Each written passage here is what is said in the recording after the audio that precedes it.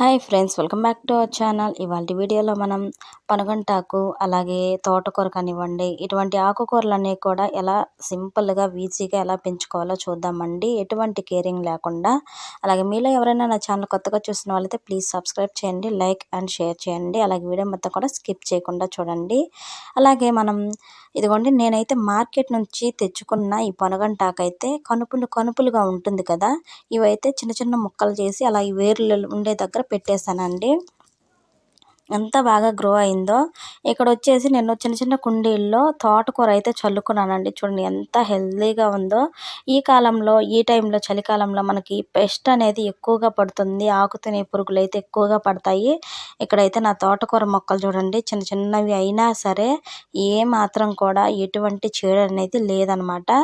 మనం కొంచెం పెస్ట్ అనేది తీసుకుంటూ ఉండాలన్నమాట, ఏదైనా నివారణకి చేస్తూ ఉండాలి.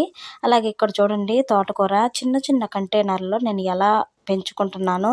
ఇది వచ్చేసి పెరుగు డబ్బా అన్నమాట. చూడండి ఎంత హెల్తీగా మనకి తోటకూర అనేది పెరిగిందో. చాలా బాగా వచ్చిందండి. నేను ఇలాంటి వాటిల్లో వేశాను. మీరు కూడా చిన్న చిన్న పెద్ద పెద్ద కంటైనర్లో వేయాల్సిన అవసరమే లేదు. చిన్న చిన్న వాటిల్లో కూడా మనం ఇలా గ్రో చేసుకోవచ్చు అనమాట. చాలా ఈజీగా అండి. ఇవి వచ్చేసి ఎర్ర తోటకూర అనమాట. ఎర్ర తోటకూర నా దగ్గర మొక్క ఉంటే అది ఒకటే మొక్క ఉన్నిందండి. ఆ మొక్క ద్వారా నేను ఇలా సీడ్స్ అనేది వేసాను. కొన్ని అక్కడక్కడ మొలిచాయి అనమాట.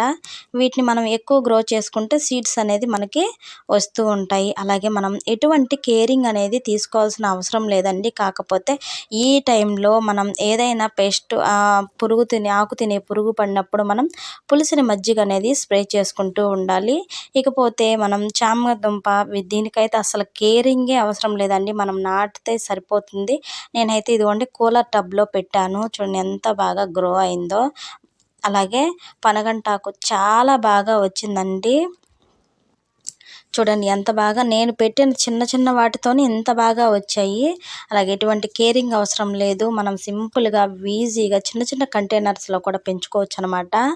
తోటకూర కానివ్వండి, ఎటువంటివైనా సరేను. అలాగే మీకు ఈ వీడియో నచ్చినట్టయితే లైక్ చేయండి, షేర్ చేయండి, సబ్స్క్రైబ్ చేయండి. ప్లీజ్ సపోర్ట్ చేయండి. బాయ్.